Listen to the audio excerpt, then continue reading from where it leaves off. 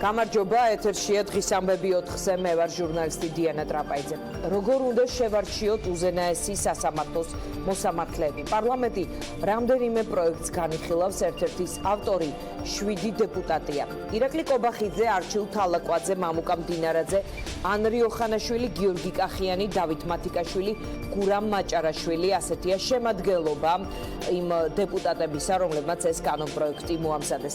არასამთავრობო ორგანიზაციები ყველაზე მეტად სწორედ ამ პროექტს აკრიტიკებენ და ისინი ამბობენ, რომ არსებული რეალობის ფონზე ამ კანონპროექტის შედეგად კლანური მმართველობა კი არ იზღუდება, არამედ პირიქით.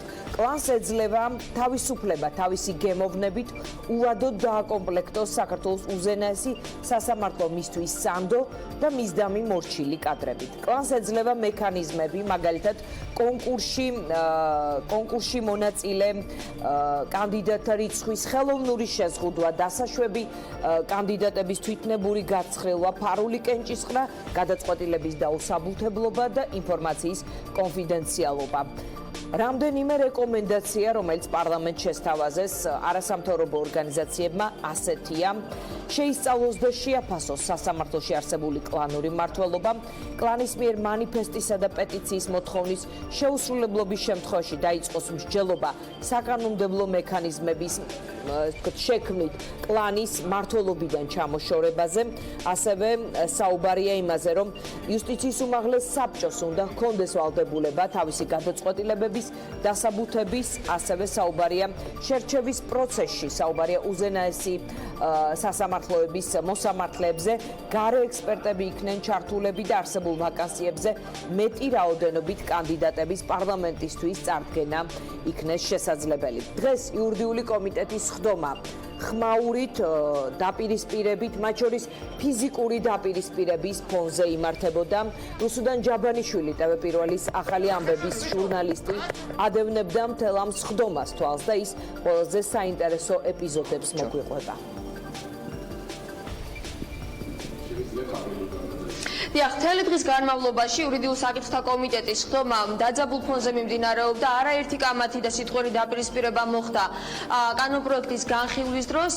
ერთ-ერთი განსაკუთრებით მწვავედ შეიძლება ითქვას იკამათეს ეკა ბესელიამ და მამუკა მდინარაძე, მათ ერთმანეთს ბრალდებები წაუყენეს სასამართლო სისტემაზე გავლენასთან დაკავშირებით.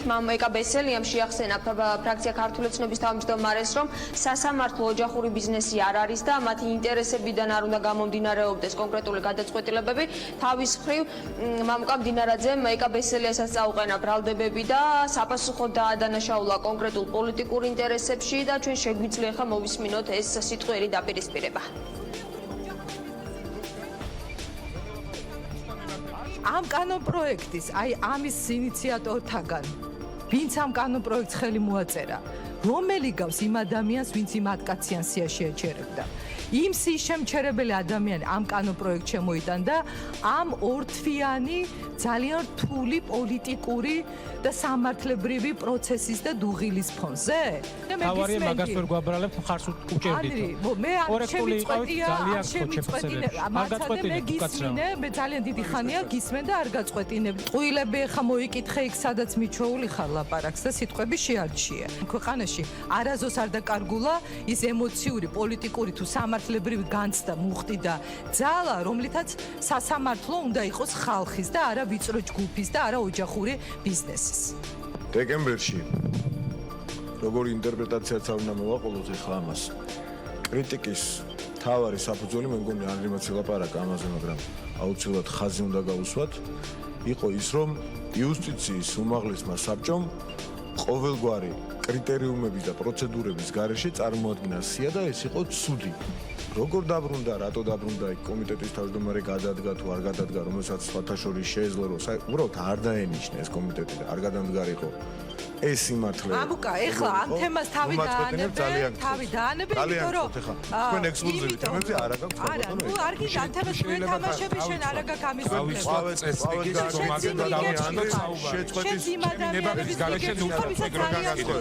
იმ ხდომის ჩატარება, ამიტომ ნუ ეთამაშებია მაგ თემას რა. კარგი, ეგ არ მინდა ერთი წუთი. არ გინდა მაგ თემას ნუ ეხები ეს. ეთამაშები, რას ეთამაშები თქვენ იქ მოიკითხეთ რა. და სუბიექტური ინტერესები. თქვენ რას ეთამაშებით რომელ თემას? სუბიექტური ინტერესები. აბა მიდი გაბედე და თქვი. რომელი სუბიექტ ხო? მიდი აბა გაბედე და თქვი. გაბედე და თქვი. სუბიექტური ინტერესები. რომელი სუბიექტური? აბა თქვი. სუბიექტური ოჯახური ბიზნესი შენ გაკ მამუკა სასამართლოში დაალაგებული მიშას დროიდან აი ხა ყველაფერს თუ იკადრებთ იმით რომ რაღაცა დააბრალოთ და ვიღაცა მოაწყოთ შეგიძლიათ ეს. პირველი არ არის თქვენი. შენ როგორ ლაპარაკობ სუბიექტური ინტერესები? გავშვებოდი? გავშვებოდი. იმ პერიოდიდან დაალაგებული ქონდა იქ ურთიერთობა. რა მქონდა დაალაგებული? ერთ-ერთი ის ადვოკატი პროკურატურაში ვერ შევდიოდი და რომ შევდიოდი გვხვდებოდი ხოლმე და მე მქონდა დაალაგებული. იმ ადვოკატების ჯგუფში იყავი, ვინც სანდო ადვოკატებად მიგდირი. მე მელაპარაკებით მაგ ხო თქვენი თქმით პოლიტიკური პატიმრებიც არ იყვნენ 2004 წელს თურმე. სამართლიანად იჭერდნენ თურმე ხალხს. მიაყენე პოლიტპატიმრებს შეურაცხყოფას. ჩვენ გავწყვიტეთ ეს თქვათ ამ ვიდეოს ჩვენება, ვინაიდან ახლა პირდაპირ ეთერში შემოგთავაზებთ ახლა რა ხდება კომიტეტის ხდომაზე. მადლობთ. ანრი. ბატონო ანრი.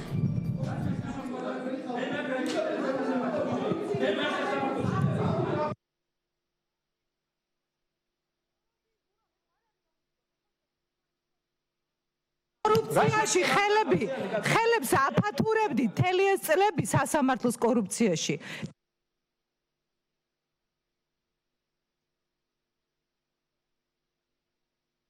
თავთ მიკროფონს ჩემი თანხმობის გარეშე. გასაგებია?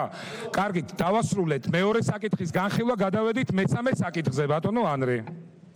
მე არ ვიცი ბატონი გედევანი რა საკითხებს უკაცრავად.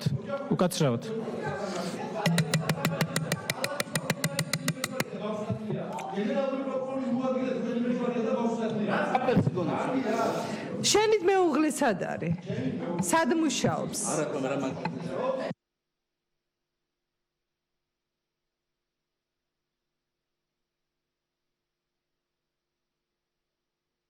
გავაგზელეთ მოსმენა, ბატონო გედი, თუ ვერ ვიკავებ თავს, დავტოვოთ დარბაზი. ვინც ვერ იკავებს თავს, დატოვოს დარბაზი. კიდე ერთხელ გეუნებით. დამთავრდა. ანრი.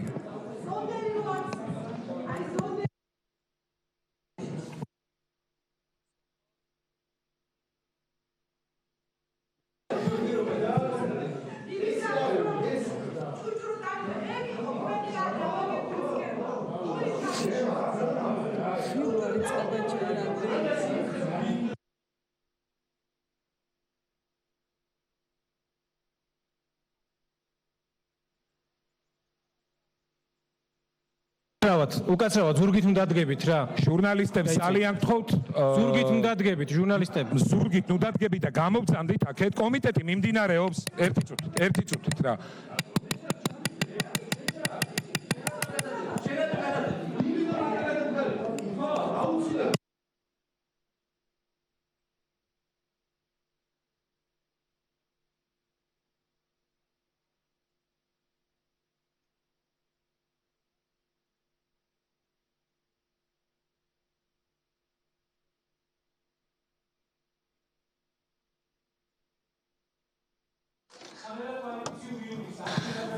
ბატონო ანრი, გადავიდეთ მესამე საკითხს. ბატონო გეტი, არ გაინტერესებთ? პარლამენტის რეგლამენტში ცვლილების შეტანის შესახებ კანონ პროექტი არ გაინტერესებთ? ვისაც ეს არ აინტერესებს, დატოვოს დარბაზი.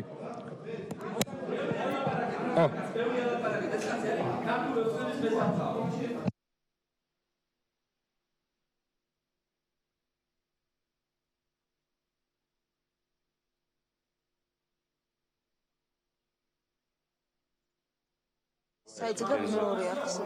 100-ია ერთ. გაი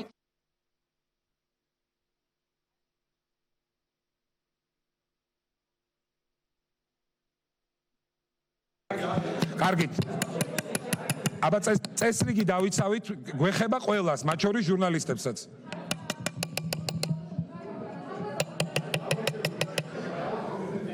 კაცო, აქ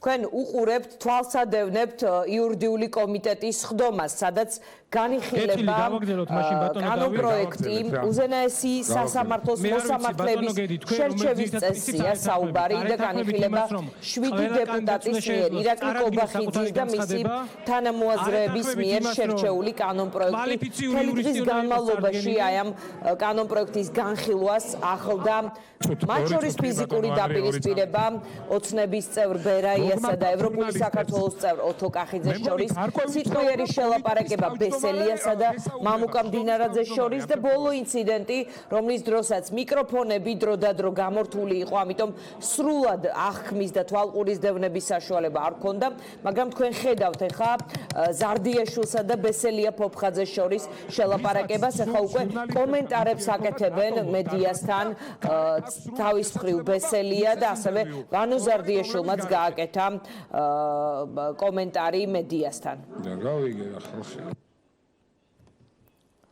ჩვენ ველოდებით რა გაგრძელება ექნება განხილვას დარბაზში, სადაც სულ 3-4 დეპუტატია დარჩენილი, მაგრამ 3-4 ერთმანეთთან მკვეთრად დაპირისპირებული განსაკუთრებით ამ თემაზე დეპუტატი. დღეს საკომიტეტო განხილვას ესწრებოდნენ არასამთავრობო ორგანიზაციების წარმომადგენლები, იურისტები, დაინტერესებული ადამიანები ამ თემით. მათ შორის იყო ნინო გვენეტაძის უზენაეს სასამართლოს თავმჯდომარის, ყოფილი თავმჯდომარის და იუსტიციის უმაღლესი საბჭოს ყოფილი ხელმძღვანელის თანაშემწე, რომელიც ამბობდა, რომ გვენეტაძე იუსტიციის საბჭოს მხრიდან ზეწოლის ქვეშ იყო, ამიტომაც გადადგა, სადაც საუბარი იყო არა მხოლოდ ბულინგზე და ძალადობაზე, არამედ მას უბრალოდ შეეშინდა, რომ საბჭოს ეს შემადგენლობა აიღებდა და სცემდა, ასეთი რამ თქვა დღეს კახა წიქარიშვილმა, რომელიც ახლა ჩვენი სტუმარი იქნება და ჩვენ შეკითხვებს გასცემს პასუხს. ბატონ კახა, მოგესალმებით, მადლობა რომ პასუხობთ ჩვენ კითხვებს. იქნებ გითხრათ, მაინც ბუნდოვანი დარჩა ნინო გვენეტაძის, მაინც კი არა ბუნდოვანი დარჩა, იმიტომ რომ გვენეტაძეს არაფერი უთქვამს გარდა ჯანმრთელობის მომიზეზებისა, თუ რატომ დატოვა მან ეს თანამდებობა. თქვენ რა შეგიძლიათ გითხრათ დღეს დამატებით, რა გახდა გვენეტაძის წასვლის მიზეზი?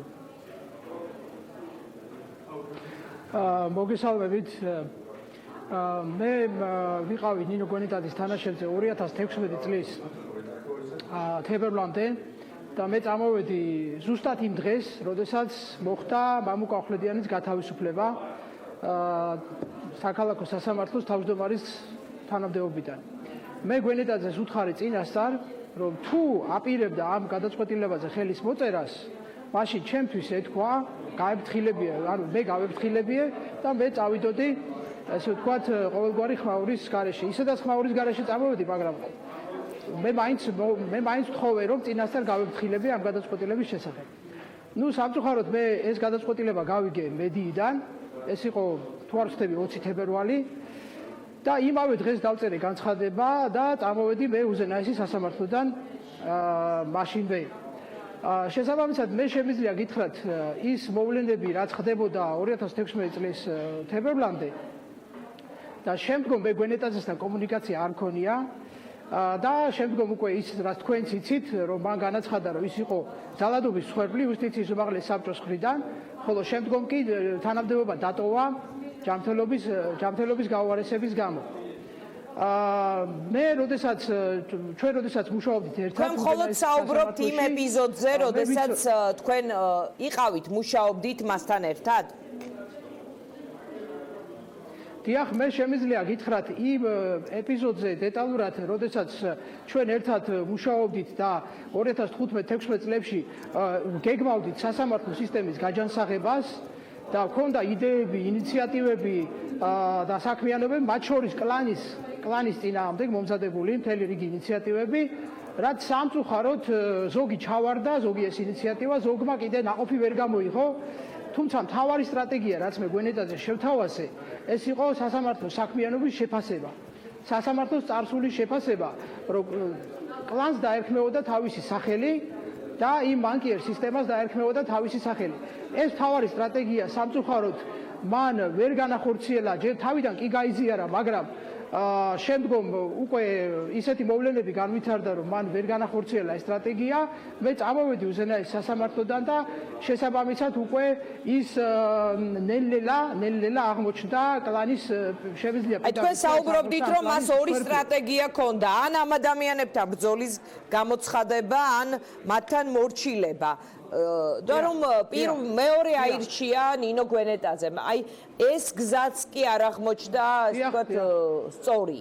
სწორი რომ არ არის გასაგებია, მაგრამ მისთვის ასე ვთქვათ, გრძელვადიანი ეს გზაც არ აღმოჩნდა. მე პირადად გვენეტაძე შევთავაზე ძალიან, როგორც გითხარით, ერთ-ერთი პირდაპირი სტრატეგია ამ კლანთან დაპირისპირების, კერძოდ სასამართლოს წარსულის შეფასება. და ამ სტრატეგიით მე ვფიქრობდი შესაძლებელი იყო სახელის დარქმევა ამ კლანისთვის თავის სახელის დარქმევა 2016 წელს. სამწუხაროდ მან მითხრა რომ კლანთან პირდაპირ ბრძოლას ის ვერ შეძლებდა. ამ შემთხვევაში მან თქვა რომ მე რო ამათ პირდაპირ ვებრძოლო, მაშინ საქმეს ვეღარ გავაკეთებო და ამ შემთხვევაში მე უთხარი რომ თუ საქმის კეთებას ამ კუთხით აპირებდა, მაშინ ჩვენი სტრატეგიები ერთმანეთისგან იქნებოდა განსხვავებული. ანუ რეალურად კლანთან პირდაპირ დაპირისპირებაზე მან უარი მითხრა ჯერ კიდევ 2016 წელს, ხოლო შემდგომ მამუკა ახვლედიანის გათავისუფლებით მან საბოლოოდ უკვე გაწყვიტა, ესე ვთქვათ, კავშირი ჩემ და მას შორის, ვინაიდან მე უთხარი რომ ეს იყო ესე ვთქვათ, წითელი ხაზი და ნუ შემდგომ მე წამოვედი, ვინაიდან ჩემთვის ეს იყო აბსოლუტურად უკანონო გადაწყვეტილება. ანუ თქვენ ფიქრობთ, რომ ჯანმრთელობის მდგომარეობა ეს იყო მიზეზი უბრალოდ და რეალურად ის ამ ადამიანებთან აღმოჩნდა, ამ ადამიანების წინაშე აღმოჩნდა უძლური? დიახ, მე დარწმუნებული ვარ, მიუხედავად იმისა, რომ მე მასთან კომუნიკაცია არ მქონია ბოლო წლების განმავლობაში, მე დარწმუნებული ვარ, რომ იქ ძალიან განიცდი და იმ მდგომარეობას, რა მდგომარეობაშიც ის ჩავარდა, რომ ნელ-ნელა ის ემორჩილებოდა ამ კლანის ნებას. თუ თავდაპირველად უწევდა გარკვეულ წინააღმდეგობას, მაგრამ საბოლოოდ ჩვენ მივიღეთ ნინო გვენეტაძე, რომელმაც ხმა მიცა მიხეილ ჩინჩალაძეს თანამდებობაზე დანიშვნაზე. მაშინ როცა თავად გვენეტაძე 2016 წელს ამზადებდა დისციპლინურ საქმეს ჩინჩალაძის წინააღმდეგ. და მე სამწუხაროდ ეს ჩემ თავს ვაბრალებ, ეს ჩემი ბრალიც არის, მე მას ხელი შეუშალე დისციპლინური დევნის დაწყებაში. უბრალოდ მე უთხარი რომ ამას აზრი არ ქონდა, ვინაიდან ჩინჩალაძეს გაუვიდოდა ვადა, მალე გაუვიდოდა ვადა და ყველაფერი მშვიდობიანად დამთავრდებოდა. ასე რომ ეს შეიძლება ჩემი ესე ვთქვათ ბრალის არის, რომ მე მას ხელი შეუშალე ჩინჩალაძეზე დისციპლინური დევნის ბატონ კახა, გაქვთ თუ არა კომუნიკაცია ქალბატონ გვენეტაძესთან? ფიქრობთ თუ არა რომ მან საზოგადოებისთვის მას უფრო მეტი უნდა ეთქვა, ვინაიდან ის სხვა ლეგიტიმაციით, სხვა პროცედურებით შერჩეული ხელმძღვანელი იყო და ესე რაღაც მომიზეზებით, როგორც ირკვევა და ესეთი ეჭვი ისედაც არსებობდა, ის არ უნდა წასულიყო პოზიციიდან. დიახ, მე შევეცადე რამდენჯერმე რომ ასე ვთქვათ, ძალიან მარტივი კომუნიკაციით შევეცადე რომ მას შევხვედროდი, მაგრამ სამწუხაროდ ვერ შევხვდი. მე მინდა საჯაროდ მას შევთავაზო, რომ როდესაც ის ჩათვლის ამას როდესაც ის ჩათვლის რომ ის არის მზად ისაუბროს იმ მოვლენებზე, რაც მოხდა სასამართლოში 2016 წლიდან, გნებავთ 2016 წლამდე მისი თავმჯდომარეობის დროს და ის თუ რას აკეთებს ეს კლანი სასამართლოში და როგორი, ესე ვთქვათ, როგორ მოექცა თავადაც ამ კლანის გავლენის ქვეშ. ეს ამით მას შეუძლია, მას ძალიან ბევრი რამე იცის, ძალიან ბევრი ფაქტი იცის სავარაუდოდ და მან თუ ამაზე ისაუბრა, მე ვფიქრობ, მას შეუძლია ამ კლანის საქმიანობა სასამართლოში დაასრულოს სერიოზული ზიანი. დიდი მადლობა კახა წიქარიშვილს, ჩვენ დავასრულეთ მასთან საუბარი. ჩვენ სტუდიაში სხვა თემაზე შალვა შავგულიძეა, თუმცა ბატონ შალვა, ვიდრე თქვენთან დავიწყებთ საუბარს, ნახოთ ეს ვთქვათ კიდევ ერთი ფინალური ეპიზოდი იურიდიული კომიტეტის ხდომაზე რა ხდება.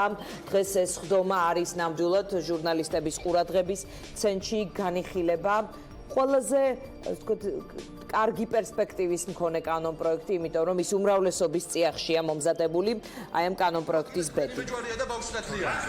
კარგი რა. ჩემი მეუღლე არის იუსტიციის უმაღლეს საბჭოში მუშაობს. რა წელია. ყველა ეხახავს შენ გინდა ბიზნესის სასამართლოში ედა.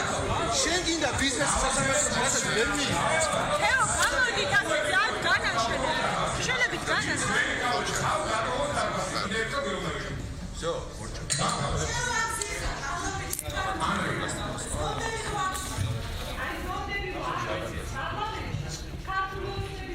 და კონკრეტულ ზონდერობა რას ნიშნავს? რას ნიშნავს ზონდერობა და კონკრეტულად? ესე არა, ესე. ჭუჭრუ დაგდა, ეგ იყო თქვენი და ხო. აგას იმუქრებით ვიტყვიო. თქვით რის თქმაც გინდა? თუ რამე სათქმელი გაქვთ, თქვით. მაგრამ აკვენ ამახინჯებთ სიმართლეს. ყველანაირად ამახინჯებთ სიმართლეს. არ გადამდგარიყავით. ჩაგეტარებინათ კომიტეტი. ჩაგეგდოთ სია. ჩაგეგდეთ. რატო გადადეთ? რატო გადადეთ? მესამეზე ამ. ჩამეკი არ ჩამიგდე. შენ ჩააგდე. შენ რატო გადადე? იმიტომ რომ გადამდგარიყო. აუცილებლად. ძალიან 15 წელია მე საჯარო მოხელე ვარ.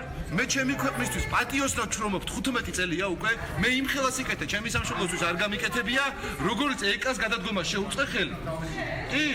კი. თულე იქედა საიდანაც დაცვი. იმიტომ სიხარ მან და არა იქ.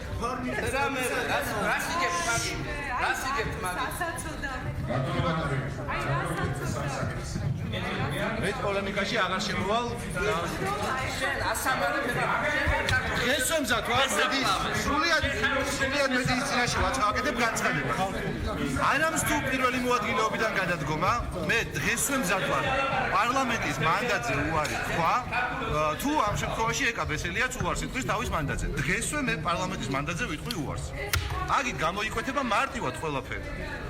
ვის რა ინტერესი აქვს ეკაბესელია პარლამენტი თუ გავა მე დღესვე გავა პარლამენტი. და ამით რა დამტკიცდება ბატონოვანო? სასამართლოს მოვაშორებ ადამიანს, რომელსაც სუბიექტური ინტერესები აქვს სასამართლოში. სუბიექტური. რა ინტერესები აქვს ეკაბესელია სუბიექტური? რა ინტერესები აქვს სუბიექტური ეკაბესელია სასამართლოში?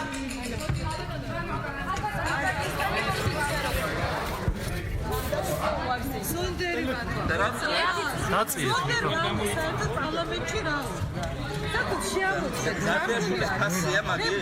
ეკაბესელი არ არის ზარბიაშვილის ფასი. ზარბიაშვილის ზემოქმედების აშენში შეამოწმეს. თუნდაც დაშინირებულია. რაიმე ზემოქმედების ფასი. ახლა საუბარს არ არის. ჟურნალისტები თუ არ გავუძლებთ. თუ არ გავლენ ჟურნალისტებს სონდერებს რა უნდა პარლამენტში. არის ზემოქმედებაში არის რას მშვიდობაში ქართულ ოცნებას. ყველაფერი ჩანს ძალიან კარგად. საწყალი ეს ბიჭი, რომელსაც ჩაუგდეთ გეგმა ჩაუშალენ, ოჯახური ბიზნესი არ გამოუვიდა და ის ატკაციანისია, რომელსაც ის ერთ-ერთი ოპერატორი ვერ გაიტანა და თან თვითონაც მიყვა მაქსია. არის ძალიან გაბრაზებული. მე მესმის ძალიან გაბრაზებულია და ამას ვერ პატიობენ, რომ ის სია გაუჩერდა. და მათ შორის იმ სიას მისიც მიყვა თანამდებობიდან. ამიტომ იყო ჩემი განცხადება ხუთშაბათს და არა ოთხშაბათს. ის წასულიყო და ხა რომ ძალიან გაბრაზებულია თან არ არის როგორ ჩანს ჯამთო მდგომარეობაში ხა ნუ ეს ფაქტის სახეზი ჩანს ამ მდგომარეობაში არ არის. ვიღაცამ შეამოწმოს ალბათ თუ მიხვდება რომ პარლამენტში ესეთი ადამიანების ადგილი არ არის. მადლობა.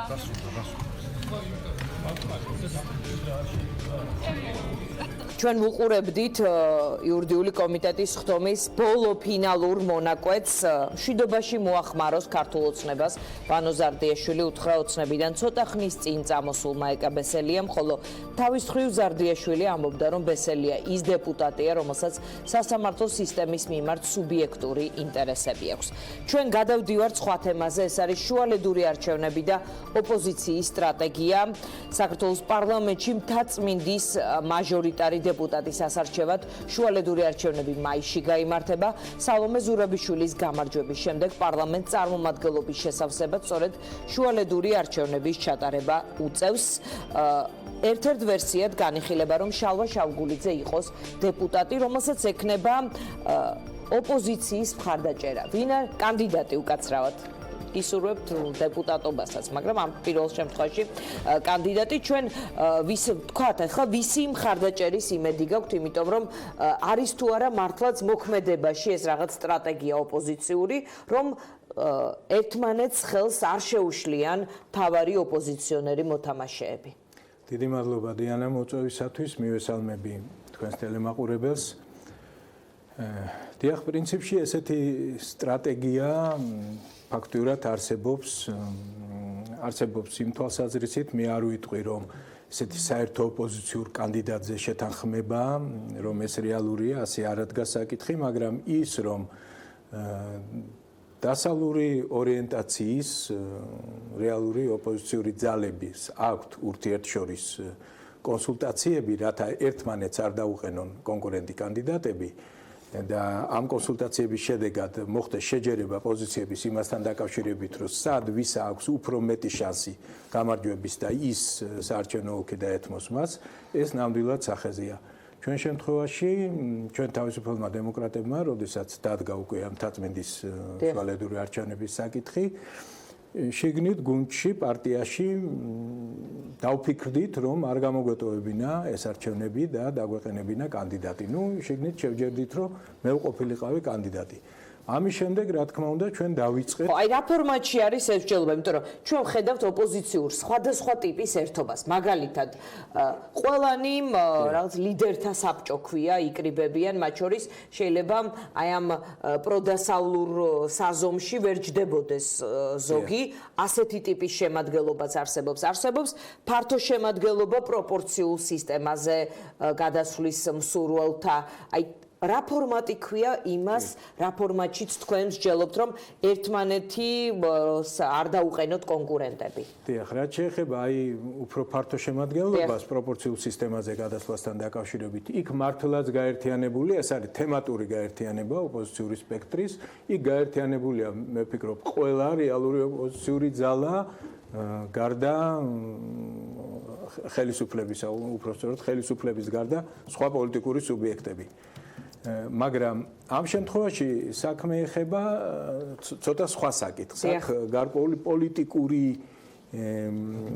ანგარიშ გაწევა ხდება ერთმანეთის. იქ ყველა თან ხდება ერთ თამაშის წესებზე, რომ სამართლიან გარემოში უნდა ჩატარდეს არჩევნები და ეს პროდასალური იქნება თუ არა პროდასალური ოპოზიცია, ეს ყველასთვის მისაღებია, ვიმეორებ ხელისუფლების გარდა. ხოლო აქ ამ შემთხვევაში ჩვენ კომუნიკაცია გვაქვს რეალურად აი პროდასალურ ძალებთან, ვისი პოზიცია ჩვენთვის ანგარიშგასაწევია და ვისთანაც პერსპექტივაში ხედავთ თანამშრომლობის რესურსს, ხომ? ამ თვალსაზრისით. მათ შორის ნაციონალური მოძრაობაც, ევროპული საქართველოს, აი კიდევ როდესაც ჩვენ მივიღეთ ეს გადაწყვეტილება, უბრალოდ საბოლოო გადაწყვეტილება არა, მაგრამ დავფიქრდით იმაზე, რომ არ გამოვტოვოთ მთაწმინდის საარჩევნო ოლქი და ასე ვთქვათ, დავაყენოთ კანდიდატი, რა თქმა უნდა, დავიწყეთ კომუნიკაცია და კონსულტაციები. ჩვენ გვაქვს კონსულტაციები ინტენსიური ევროპულ საქართველოსთან, გვაქვს კომუნიკაცია ნაციონალურ მოძრაობასთან და გაერთიანებულ ოპოზიციასთან, უფრო სწორედ ფაქტიურად ის უკვე ერთ სუბიექტად აღიქმება. ჯგუფია პრინციპში სუბიექტად ღერძი არის მაინც იმ ჯგუფის ნაციონალური მოძრაობა. და მათ წარმომადგენლებთან რა თქმა უნდა კომუნიკაცია, ასევე კონსულტაციები ქონდა პირადად დავით უსუფაშვილთან, ალეკო ელისაშვილთან, ანუ იმ პოლიტიკურ სუბიექტებთან. დავით უსუფაშვილიც, ალეკო, ისინიც გამოტოვებენ აი ამ მთაწმინდის მაჟორიტარულად თქვენი მხარდამჭერები იქნებიან თუ ჯერ კონსულტაციის პროცესში? ჯერ არის კონსულტაციის რეჟიმშია ეს ყველაფერი, მაგრამ ალბათ დროც ბევრი არ არის დარჩენილი და მე ვფიქრობ კი არა, ალბათ ესე იქნება, ამ კვირას არ გასცდება გადაწყვეტილების იყო ერთ-ერთი ვერსიად ანადოლიძე მთაწმინდაზე. ეს საკითხიც მოხსნილია დღის წესრიგიდან. სხვა კანდიდატებიც ჩემი კანდიდატურის გარდა განიხილება სხვა კანდიდატურებიც განხილვა. როგორც საერთო კანდიდატი, პრინციპში თქვენ არ ქვიათ, მაგრამ როგორც აი რაღაც ანალოგიური სქემა იმოქმედებს იმ კანდიდატებზეც თუ თქვენ ხართ ის, რომელთან დაკავშირებითაც სხვა ოპოზიციურმა პარტიებმა მიიღეს გადაწყვეტილება, რომ აი თქვენ არ დაგიყენებენ კანდიდატს. დიანა, იმ კონფიგურაციაში, სადაც ჩვენ გვაქვს კონსულტაციები და კომუნიკაცია, რა თქმა უნდა, ყველა კანდიდატი სწორედ ამ კუთხით განიხილება. ვინ აჯობებს, თქვათ. ერთი კრიტერიუმია, ვის მეტი შანსი აქვს, თქვათ, კონკრეტულ ადგილზე, ხო? ასევე არსებობს მეორე კრიტერიუმის და ხედვაც, რომ თქვათ, ახალი მოთამაშე, პოლიტიკური მოთამაშე, პერსპექტიული და სასურველი შემოვიდეს ოპოზიციური პროდასალური, ვიმეორებ, შემოვიდეს პოლიტიკაში და ხომ არ აჯობებდა, თქვათ, მისთვის ამ ასპარეზის დათმობა კონკრეტულ იმ ოლქში და ასე შემდეგ. აი ამ რამდენიმე გარემოების შეფასებით მოხდება შეჯერება და ნამდვილად მივახცევთ იმას, რომ აი ეს ოპოზიციური სპექტრის, აი ეს კონფიგურაცია, ვიმეორებ, რომელიც ჩვენთვის ეს არის დასავლურობის და ოპოზიციურობის ნიშნით, რეალურად ოპოზიციურობის და დასავლურობის ნიშნით, ჩვენ ერთმანეთს კონკურენციას არ გაუწევთ. აქ იმის თქმა მინდა აქვე დავძენ, რომ მოგეხსენებათ და თქვენც აღნიშნეთ, სრულიად ოპოზიციურმა სპექტრმა დააყენა საკითხი, რომ შემდგომ საპარლამენტო არჩევნების უკვე სრულად პროპორციული წესით ჩატარების თაობაზე.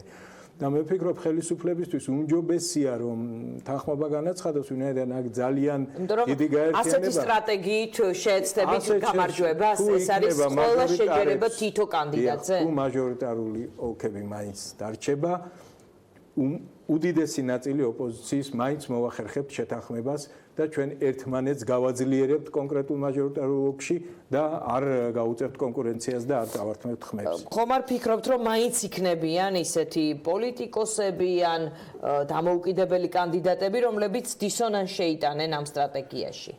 იქნებიან, რა თქმა უნდა, მაგრამ საუბრობთ 20-20-ის პერსპექტივაზე. ალბათ იქნებიან და მე არ გამორიცხავ ამ შუალედურ არჩევნებშიც იქნებიან, მაგრამ ნუ ისინი ის არ იქნება ის ოპოზიციური სპექტრი, ვისთანაც თქვათ ჩვენ თანამშრომლობთ. გასაგებია, ახლა მთაწმინდასთან დაკავშირებით არსებობს ორი დამოუკიდებელი კანდიდატის პერსპექტივა, სოფო ხორგუანი, გრიგოლ გეგელია, ვინც ვიცით. მათ თუ დამოუკიდებელი კანდიდატები ამ თქვენ სტრატეგიას ხელს არ უშლის, საუბარია რაღაც ერთიანი ოპოზიციური ფრონტის საერთო კანდიდატად ყოფნაზე. დიახ, ნუ მე კიდე ერთხელ აღვნიშნავ, რომ ესეთი ერთიანი ოპოზიციური კანდიდატის საკითხი არ დგას და ეს არარეალურად მიგვაჩნია, მაგრამ მაინც ასე ქვია რა, თუ თქვენ ყველა მხარს დაგიჭერთ კონკურენცია არ ჩაგისვა. პიროვნებები არ გამოსულან კომუნიკაციაზე არავისთან, მათ მიიღეს ერთპიროვნული გადაწყვეტილება. რა შემიძლია ვთქვა, მხოლოდ შემიძლია ვთქვა, რომ პატივსცემ მათ გადაწყვეტილებას. მაგრამ მათ არ ქონიათ არავითარი კომუნიკაცია, აი ამ ოპოზიციურ სპექტრთან, ვინც თანხმდებით იმაზე, რომ ერთმანეთს არ გაუწიოთ კონკურენცია. სტრატეგია გასაგებია. ეხლა შეიძლება ითქვას თუ არა, რომ თქვენ ნამდვილად იქნებით თუ ეს შეიძლება გადაიხედოს ეს საკითხი. ანუ შეიძლება თუ არა ასე დავსვათ. გადაწყვეტილი რომ იყოს დიანა, რა თქმა უნდა, ვიტყოდი, რომ ჩვენ შევთანხმდით და ეს არის გადაწყვეტილი ჩვენ შორის და თუ გადაწყვეტილი იქნებოდა, დავაყენებდით კიდეც განცხადებას გავაკეთებდით. ჯერ საბოლოო გადაწყვეტილება არ არის მიღებული, მაგრამ აქტიურად განიხილება ჩემი კანდიდატურა მთაწმინდასთან დაკავშირებით. თუმცა ვიმეორებ, საბოლოო გადაწყვეტილება არ გვაქვს მიღებული, შეიძლება შევცვალოთ პოზიციები და შევჯერდეთ სხვა კანდიდატზე. გასაგებია, აი პარლამენტში მოხვედრის შემთხვევაში ამ პერსპექტივაზე თუ განიხილავთ, თქვენ იქ სად იქნებით, იმიტომ რომ იქ რაღაც საინტერესო კონფიგურაცია იშლება საპარლამენტო ცხოვრებაში. თქვენ ხედავთ ამ გადაადგილებებს და ხედავთ ასევე თქვენს ჩართვამდე იყო ფრაგმენტები საკომიტეტო სხდომიდან. აი სად შეიძლება იყოს შალვა შავგულიძე უკვე პარლამენტში? იცით, აქაც არ მინდა გაუსწრო მოვლენებს, ფაქტიურად ამ საკითხზეც გვაქვს მსჯელობა და ფიქრი და იქიდან გამომდინარე ამის შესახებაც ცოტა მოგვიანებით გავაკეთოთ. გამომდინარე იქედან, რომ თქვენ არ ვთქვათ, ხართ თქვენ კანდიდატი შევთანხმდით. ანუ არ არის გადაწყვეტილი, მე ვიქნები წარდგენილი მხოლოდ თავისუფალი დემოკრატების მხრიდან მიერ უпростоრეთ თუ რაიმე შეიქმნება პოლიტიკური სუბიექტი ბლოკის სახით და ვთქვათ ბლოკის კანდიდატის სახით.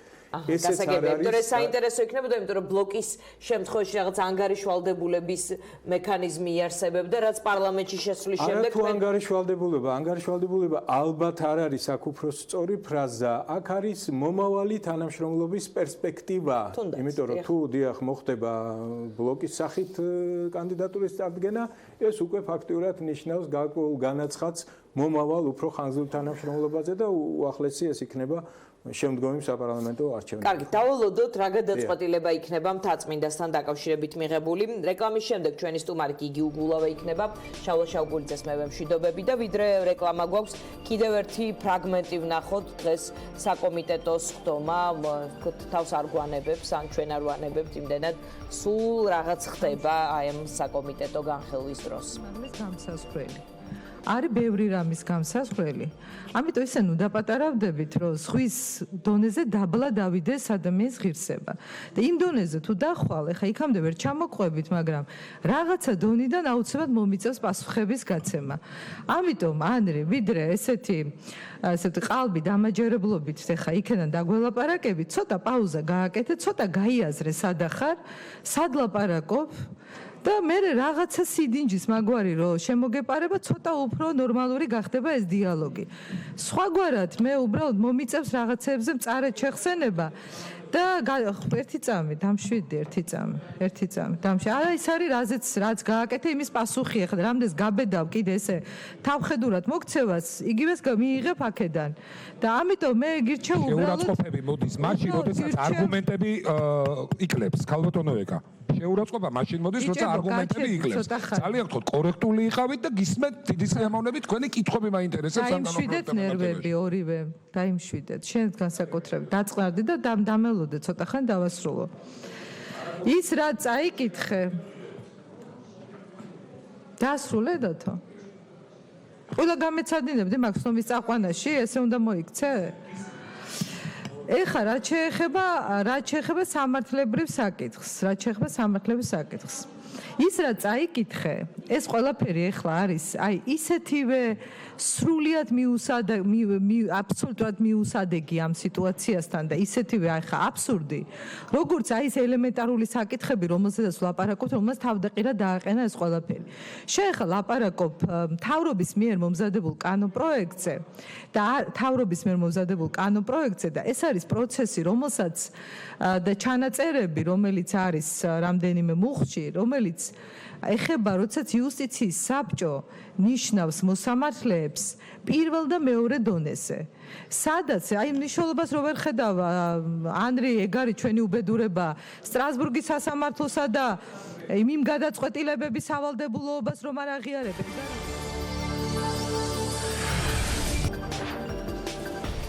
და ჩვენ დავბრუნდით პირდაპირ ეთერში ჩვენი სტუმარია გიგი უგულავა ევროპული საქართველოდან რომელსაც დღეს მიხეილ სააკაშვილის ვიდეო მიმართვა მისი წერილიდან ამონარიდი გაახსენა სადაც თქვენ საუბრობდით რომ ახალი თავმჯდომარე უნდა ყავდეს პარტიას და ის რაღაც კრუნჩხვებში ან იმაში არ უნდა იყოს როცა მაგალითად ვინ იქნებოდა პრემიერი ასეთი ტიპის შეკითხვები მოდიოდა ჟურნალისტებისგან მოკლედ პარტიის და მისი თავმჯდომარის საკითხი იყო ერთ-ერთი გადამწყვეტი გაყოფის დროს დღეს ფიქრობ თუ არა რომ ახალი თავმჯდომარის პირობებში ევროპულ საქართველოსა და ნაციონალურ მოძრაობას ერთმანეთთან მისასვლელი გზა უფრო ვთქვათ მწვანე ბალახით და უფრო გაკვალული იქნება ეს გზა. ბალახ ირემს ბალახი მიაწოდა ხო რაღაც შევედ. მოკეთ უფრო ადვილად მიხვალთ ერთმანეთთან. სიმართლე გითხრა ამ თემაზე ხა ამ გონი რომ მე სწორი რესპონდენტი ვიყო სასაუბროდ დღეს დღევანდელ პირობებში. თქვენ იყავით ამ პარტიაში პირველი რომელმაც თავმჯდომარის თემა წამოწიეთ და დღეს და ნიშნის მოგების გარეშე ახანს დღეს თემა მოკლედ ვიტყვი და მე მგონი ხა ამ თემიდან და გავიდეთ იმიტომ რომ ამ თემაზე სხვა პარტიის წარმომადგენლებმა თავად უნდა ისაუბრონ თავისთავად ჩინელები რომ ბრძენი ხალხია კიდევ ერთხელ დადასტურდა იმ გამოთქმით რა თქმა უნდა, ხა მაშინ როდესაც ეს გაყოფა მოხდა და შორის არასასიამოვნო ფორმებით და შეურაცხყოფებით, ლანძღვებით ეს ყველაფერი, მაგრამ და ნუ დღეს გამოჩნდა თქვენი ავტორობითაც ხო, მე როგორ მხრივი მიიღო ამ ყველაფერი, მაგრამ ეს ყველაფერი წარსულია, ფაქტი არის, რომ სწორი არის ის, რაც დღეს გადაწყვეტილება მიიღეს. მე ნახევრად ირონიულად, მაგრამ აბსოლუტურად ნიშნის მოგების გარეშე ვთქვი, რომ ჩემი წერილი ციტატა მეგონა თქო, იმიტომ რომ ეს დღეს რასაც საუბრობდნენ, ზუსტად იმას საუბრობდით, მაგრამ ამას არ აქვს მნიშვნელობა, მათ ნაირჩვენ თავმჯდომარე, მათ უნდა გააწყონ პარტია, ეს ერთ-ერთი მნიშვნელოვანი პარტია საქართველოს პოლიტიკურ ლანდშაფტში, ამის იქით ეს უკვე მათი საქმეა და თქვენის ნებართვით. კარგი, მე ამ თემაზე არაფერი არ მაქვს სალაპარაკო. ევროპულ საქართველოს სხვა პარტიის თავმჯდომარის არჩევა არანაირად დღეს არ ეხება, წარმატებას უსურვებ ყველას. კარგით, როცა ეს თავმჯდომარის თემა, მე მაინც ერთ კითხვას კიდევ დავსვამ ამ თემიდან, როცა თავმჯდომარის თემაზე იყო მათ შორის უთანხმოება და როცა პარტია გაიყო, მაშინ მიხეილ სააკაშვილმა ასეთი რამ თქვა, რომ პარტიიდან ჩემი ჩამოშორების ივანიშვილისეული პროექტი ჩავარდა. ანუ ის პარტიიდან წასვლას განიხილავდა როგორც ივანიშვილის პროექტს. იცნობთ რა, კარგად სააკაშვილს და ვითარებას თქვენს მეზობელ პარტიაში, ფიქრობთ, რას ფიქრობთ, აი რა მიიყვანა დღეს ის ამ გადაწყვეტილებამდე? გულწრფელად თუ გაინტერესებს, საერთოდ არ მაინტერესებს. კარგია რომ მიიღეს გადაწყვეტილება. ცოტა მსუბუქადაც ვიცინეთ, ცოტა მსუბუქად და მეგობრულადაც დავცინეთ და გავიარეთ. აი ეს არის ჩემი კომენტარი, ხა ნამდვილად არ ვაპირებ 2 წლის წინანდელი, ჩვენი გაყოფა თავის დროზე იყო ძალიან მტკივნეული, ლანძღვებით, შეურაცხყოფებით, რაღაცნაირად აი ესეთი ოჯახი რო იყოფა ხოლმე და მეუღლეები და შემდეგ რაღაცა ისა. დღეს მე ვფიქრობ, რომ მაინც ეს ემოციური მდგენელი გვერდზე გავიდა, ყველამ კარგად განსაკუთრებით მას შემდეგ, რაც ევროპული საქართველოს თავმჯდომარემ და ჩვენმა კანდიდატმა დათო ბაქრაძემ გრიგოლ ვაშაძეს მეორე ტურში მხარი დაუჭერა, ყველა ფერს გაეცა პასუხი. დღეს მთავარი ჩვენი ამოცანა არ უნდა იყოს ახლა ერთმანეთთან რაიმე რაღაც ნიშნის მოგებებით საუბარი. მთავარი გამოწვევა დღეს გვაქვს ჩვენ ქვეყანაში ივანიშვილის რეჟიმი, რომელიც ყოველდღიურად აღარიბებს ქვეყანას. ეხლა არ შემიძლია რო არ თქვა მართლა კატასტროფამდეა მისული ეს საკითხი. მშენებლობები ჩერდება, უმუშევრობა ამ სექტორში იზრდება. იპოთეკური კრედიტებს თუ დროზე არ მიეხედა და იპოთეკური მიმართულება, რომელიც ახლა პრაქტიკულად განახევრებულია, ხომ? ეს სპირალურად გააციებს ეკონომიკას. ეს არ არის თან თქვათ განმადებები, თქვათ ტელეფონების მაცხოვრებს, რომელიც ასევე შევცირებულია, რომელიც ასევე ძალიან არასწორად გაკეთებულია. მე ხა მაქვს ეს გამოცდილებები, რომ მშენებლობები თუ გაჩერდა, მისი ხელახლა დაქოქვა სდროუნდა და ძალიან რთული იქნება. ეს პრობლემები გვაწუხებს ხალხს, ეს პრობლემები აწუხებს დღეს და ამ პრობლემების ფონზე და ამ იმდენი პრობლემა დახვავდა, რომ რაღაც პოლიტიკური პარტიების ურთიერთობა ჩვენ მოვალევართ პოლიტიკური პარტიები ოპოზიციაში, რომ კოორდინაცია გქონდეს, იმის იქით უკვე ჩვენ ამორჩეულს უნდა ველაპარაკოთ კოორდინაციაზე, კოორდინაციის პროცესში. კიდევ ერთ მოუვლი გვერდიდან კოორდინაციის პროცესში თქვენთვის უფრო კომფორტულია ნაციონალური მოძრაობა გრიგოლ ვაშაძის თავმჯდომარეობით თუ ნაციონალური მოძრაობა მიხეილ სააკაშვილის თავმჯდომარეობით? მიხეილ სააკაშვილი სამწელე ფორმალურად მოქალაქეობა რაც დაკარგა, მას შემდეგ თავმჯდომარე. მაგრამ ის ამ პარტიაში რომ გადაწყვეტილების მიმღები პირია? და ასეთ პირათის დარჩება, ხო? მე არ ვიცი, მაგრამ ყოველ შემთხვევაში საჯარო განცხადებების მიხედვით ესე იყო. მოდით სხვანაირად შევხედოთ, უფრო ფართოდ დავანებოთ ეხლა შიდა პარტიულ რაღაც ურთიერთობებს თავი, იმიტომ რომ ისე ვიმეორებ. რაღაც დონეზე, ესე ვთქვათ, იმ დაძაბულობამ მათ შორის რომელსაც პერსონალური ხასიათიც ჰქონდა, იმიტომ რომ იყო რაღაცა წყენები, იყო რაღაცა, მაგრამ ამორჩეველი გთხოვთ ჩვენ რომ ამქიდან უნდა გავიდეთ. ეს არ არის ლამაზი, ეს არ გამოიყურება ლამაზად რა და არ გამოიყურება სწორედ.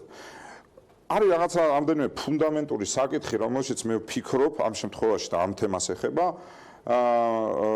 ფუნდამენტურად არასწორი გზა აირჩია ივანიშვილმა. ანუ ივანიშვილის პოლიტიკა რას ეფუძნება? მან ჩაყარა ნახევარი ოპოზიცია ციხეში, გააძევა ყოფილი პრეზიდენტი და აი ესე გაყინა სიტუაცია. იმას შემდეგ ყოველ ჯერზე ათამაშებს ერთი და იგივე კარტს, აი ახლა მოვა მიშა და ყოფას გიტირებთ, ამიტომ უნდა ვიყო მე. ამიტომ მოითმინეთ რომ ვარ ცუდი, ამიტომ მოითმინეთ რომ ვარ აუტანელი, ამიტომ მოითმინეთ რომ ვარ უსაქმური, უმაქნისი, გაბრენძილი და ასე შემდეგ ყველაფერი, მაგრამ მაინც მოითმინეთ, იმიტომ რომ არ მოვიდეს ის. ეხლა ჩვენ ხედავთ, რომ ის ადამიანი არ გაქრება, ხო, არსებობს ის, ფუნქციობს, აქტიურია, ხან უკრაინაში იყოს, ხან იმაშია, ხან ამაშია და სანამ ცოცხალი იქნება, იაქტიურებს. ეხლა მეორე შეცდომა, რომელსაც ჩემი აზრით ასევე ხამ შეფასება ბევრად აქ მყოფ პოლიტიკოსებზე მეტად შეიძლება ხა მაგას ეგ არ არის ამწუნა არსებითი ეხლა მეორე შეცდომა, რომელსაც ასევე ჩემი აზრით მიხეილ სააკაშვილი უშვებს, რაც საბოლოო ჯამში რაღაცნაირად პოლიტიკას ახშობს და არა, ახშობს და არ აძლევს განვითარების შესაძლებლობას. ასევე მცდარია ის დებულება, ან შეიძლება პოპულისტურად ვიღაცას მოწონდეს, მაგრამ მცდარია ის დებულება, მოვალ და ივანიშვილს დავიჭერ.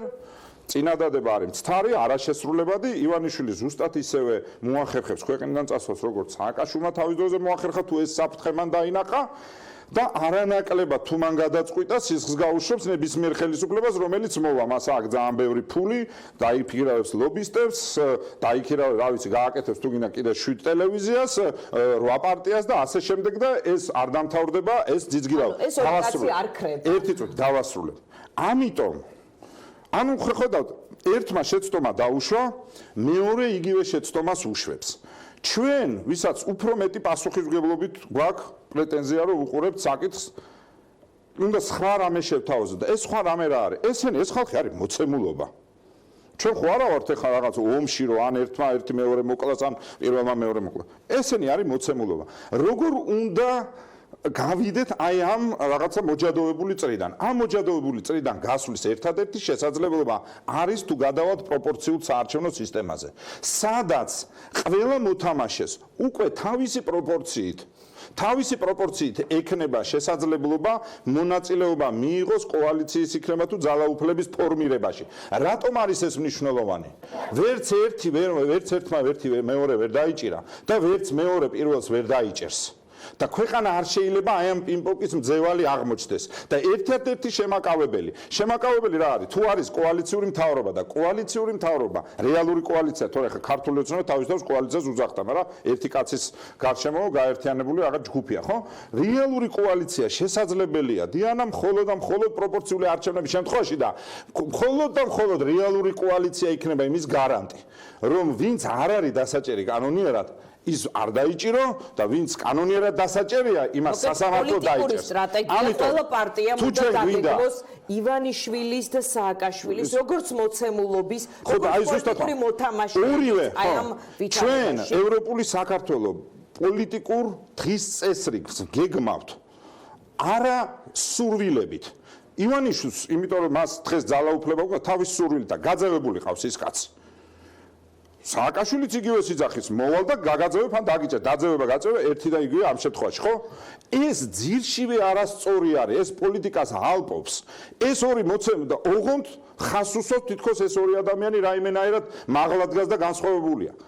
გავაკეთოთ პროპორციული არჩევნები და ხალხი გადაწყვეტს მერე ვინ არის მაღლა და ვინ არა. ოღონდ პოლიტიკა აღარ იქნება მძევალი, რომ ვიღაცის დაჭერის ან ვიღაცის გაგდების და ამაზე არ იქნება დაფუძნებული. თუ პროპორციული სისტემა არ ვიცი ამდენად გასაგებად აღვნიშნე, მაგრამ მე მგონი თავარი შეცდომა პოლიტიკის არის ეს. ავიღოთ მოცემულობები, რაც არის, ადამიანები ვერ გაქრებიან, ჩვენ არა ვართ შუა საუკუნეებში, რომ ვიღაცამ რაღაც ციანიდი ჩაუყაროს ვიღაცას, ან ვიღაცა ტყვია ესწროს ვიღაცას, ჩვენ ვართ მოცემულობით, ამ მოცემულობის მოთამაშეები არსებობენ.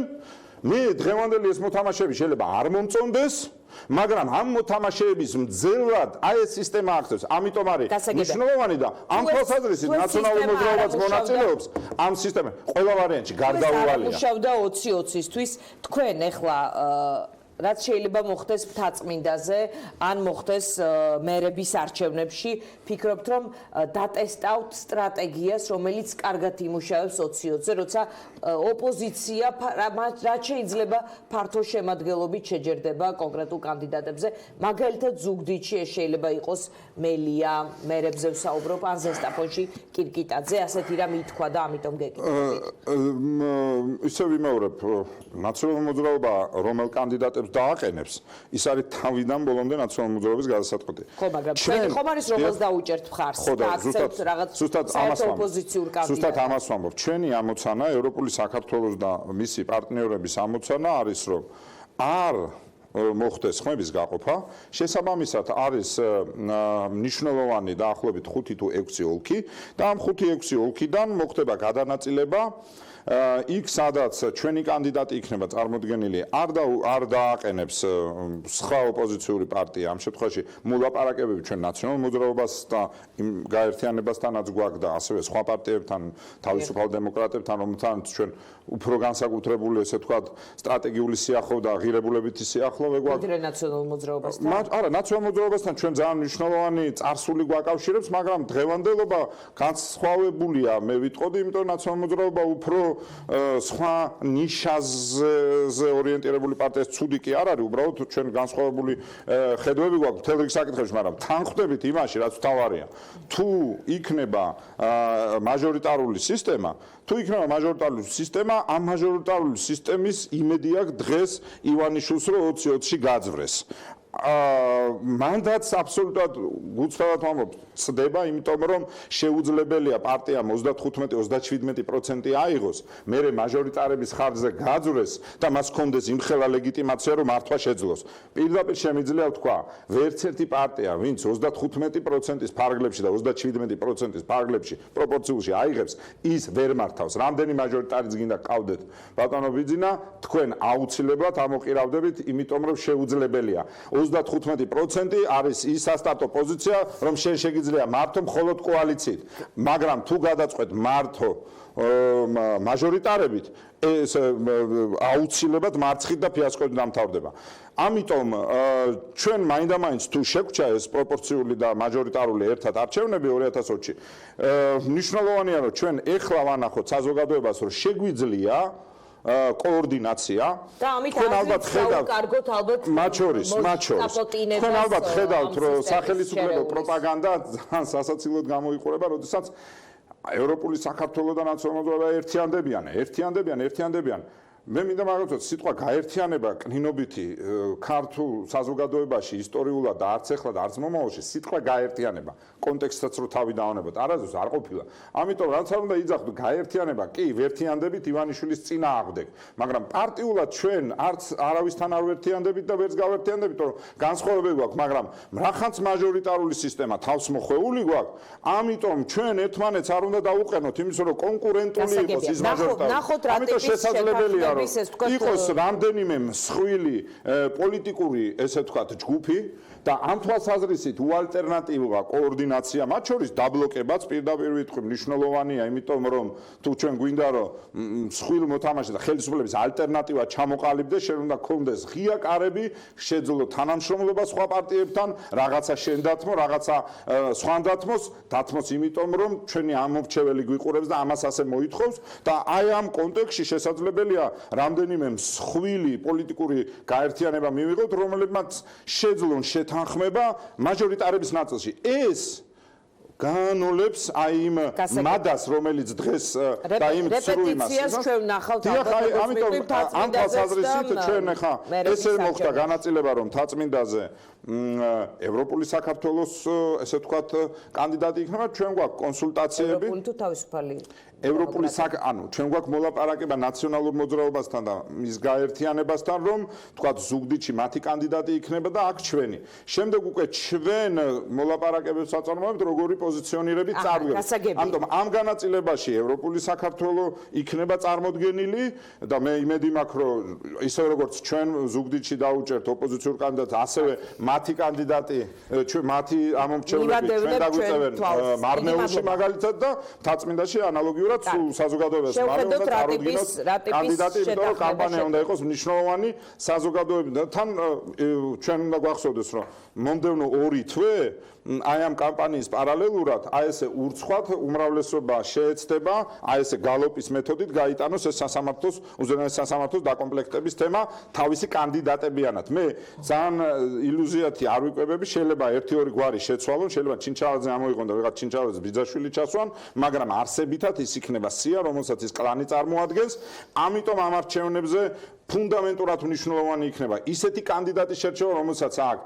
საუკეთესო რეპუტაცია სამართლებრივ სფეროში, საუკეთესო რეპუტაცია როგორც პოლიტიკოს და პატიოსან მებრძოლ ადამიანს, იმიტომ რომ ეს იქნება გამჭოლი ხაზი მთლიანი კამპანიის, რაც მნიშვნელოვანია ჩვენი მომავალი საქმიანობისთვის და საზოგადოებისთვის. დიდი მადლობა გიგი გულავას იურიდიული კომიტეტის ხმაურიანი სხდომის დეტალებზე უფრო მეც მოგიყვებათ ეთუნაინც პირველი TV პირველის 5 საათიან საინფორმაციო გამოშვებაში. მე ხვალამდე გემშვიდობებით, ნახვამდის.